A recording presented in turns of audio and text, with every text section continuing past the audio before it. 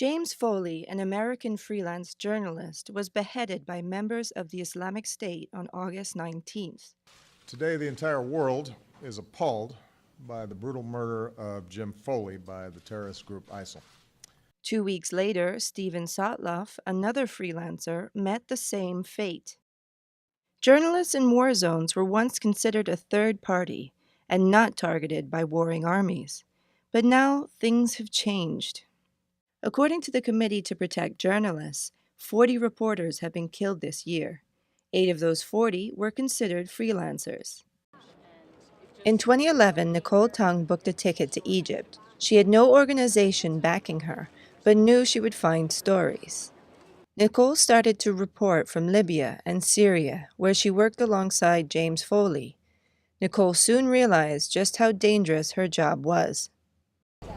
But I never felt like it was that overwhelming until, I guess, Chris Hondros and Tim Hetherington were both killed in Misrata in 2011, and I happened to be nearby. I was at the hospital with them, and I guess that was a very sobering moment because it just it made me realize that even the most professional, even the most experienced journalists can get into serious trouble. Nicole says that never once did any editor ask her how she was doing.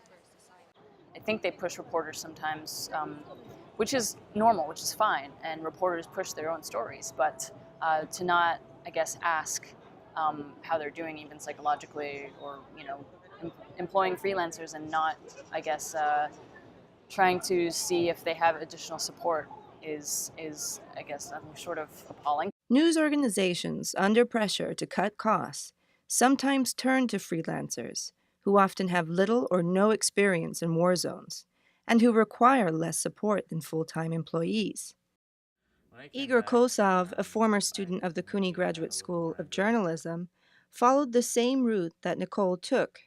He also says that editors had little interest in his well-being. I saw a lot more support from reporters on the ground than any kind of news organization that I sold my stories to. That's how I saw them. Like, I do everything and then I sell the story as a package to them. It's not really a relationship. It's more that I'm selling them products.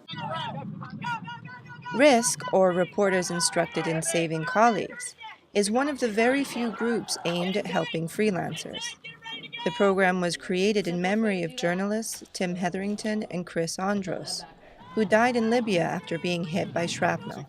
Sebastian Junger, founder and director of RISK, believes that if news organizations want stories from war zones, they should pay properly for them. So if you've got, 30 young photographers in Libya shooting photos of rebels, the news organizations can get away with paying $50 for a photo that someone risked their life for. It's not ethical. It's just not ethical.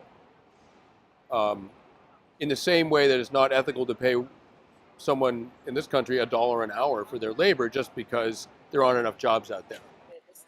So why do freelance reporters keep going to conflict zones? The pay is low and the danger is high. It is a way to establish a career, but Junger says it's more than that. It's just absolutely the most compelling thing you can imagine. And it's dramatic, life and death situations inherently are dramatic. And they bring out, it's funny, they bring out a lot of bad behavior, but also a lot of very good behavior.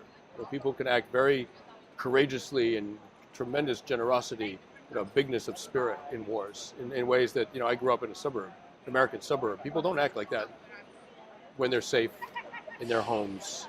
They lapse into a kind of selfishness that's not true in war. For the most part, people call up their better natures in war.